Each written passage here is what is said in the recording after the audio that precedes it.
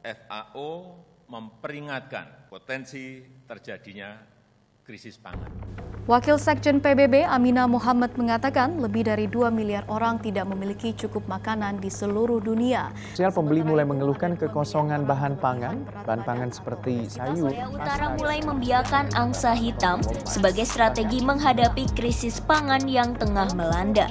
Menteri Perdagangan Kuba Betsy Diaz Velasquez mengatakan penjatahan bahan makanan dan bahan pokok ini dilakukan untuk mengatasi kekurangan bahan pokok. Pandemi ini juga membuat krisis pangan mengintai, tak terkecuali di Indonesia. Saat pandemi merajalela di periode kuartal 2 2020, Presiden Jokowi pun sudah memperingatkan bahwa sejumlah wilayah pasokan pangannya terancam.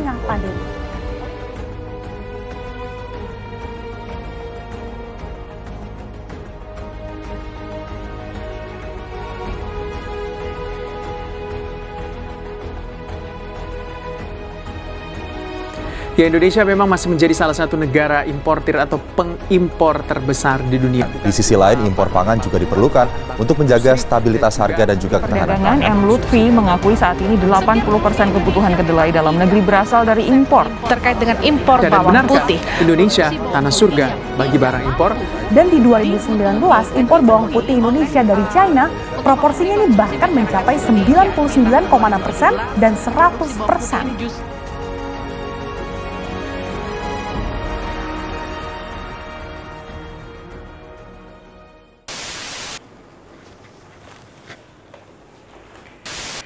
Dari potongan berita tadi, kita baru saja menyaksikan bahwa ada banyak bahan pangan yang dipasok dari luar negeri ke Indonesia, seperti kedelai, beras, dan gula. Sebuah ironi bagi negara agraris. Mengutip dari Bappenas, proporsi pekerja dalam bidang pertanian sebanyak 65,8% pada tahun 1975. Namun, jumlah pekerja pada bidang pertanian kian menurun. Pada tahun 2019, orang yang bekerja pada bidang pertanian sebanyak 28%. Artinya, dari tahun 1975 sampai dengan 2019, lebih dari separuh Indonesia kehilangan petani. Dan petani dengan usia 20 hanya 2,9 juta orang. Makin sedikit generasi muda yang mau terlibat dalam dunia pertanian. Bappenas mengeluarkan prediksi kalau Indonesia akan kehilangan profesi petani pada tahun 2063 mendatang. Jika tahun 2063 tidak ada lagi petani di Indonesia, tentu semua bahan pangan akan dipasok dari luar negeri. Selain harga bahan pangan yang mahal, tentu ketersediaan seperti beras, gula, dan daging akan terbatas. Sebuah ending yang ironis bagi negara agraris. Profesi dalam bidang pertanian sangat dibutuhkan di setiap negara. Bagaimana tidak? Setiap manusia pasti membutuhkan hasil pertanian untuk bertahan hidup.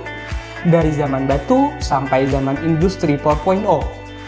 Pertanian tak dapat dilepaskan dari kehidupan manusia.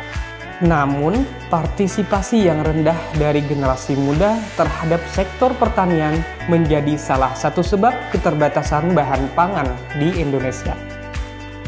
Kami menangkap generasi muda malas untuk menjadi petani karena sektor pekerjaan ini dipandang sebagai pekerja kasar dan digaji murah. Kami menangkap pula bahwa profesi petani sering dipahami sempit oleh kita pada dewasa ini. Petani hanya orang yang turun ke ladang, menanam padi, membajak sawah, serta memanen gabah.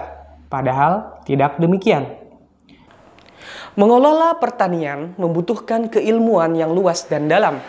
Sebab pertanian berkaitan dengan pangan, tumbuhan, dan ekonomi. Petani yang sukses di era modern dapat meraih untung ratusan juta rupiah. Meski jumlahnya tak banyak, beberapa petani muda berinovasi, misalnya menggunakan metode yang lebih ramah lingkungan hingga memanfaatkan e-commerce untuk memasarkan produk. Misalnya saja Dipa, lulusan hubungan internasional ini semula tertarik bertani karena kesukaannya dengan game Harvest Moon.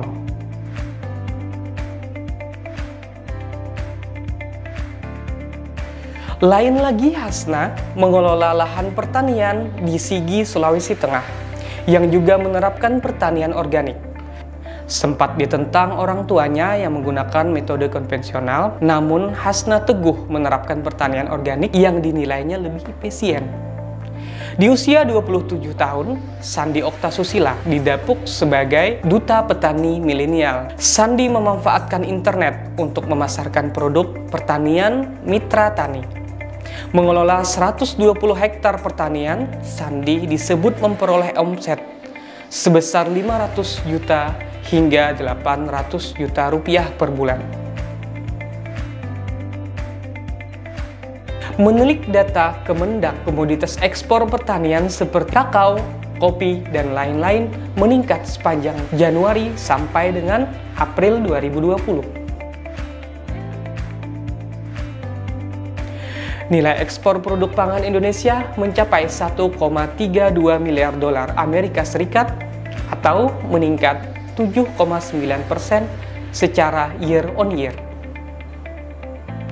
Indonesia masih meraup untung dari sektor pertanian di masa pandemi.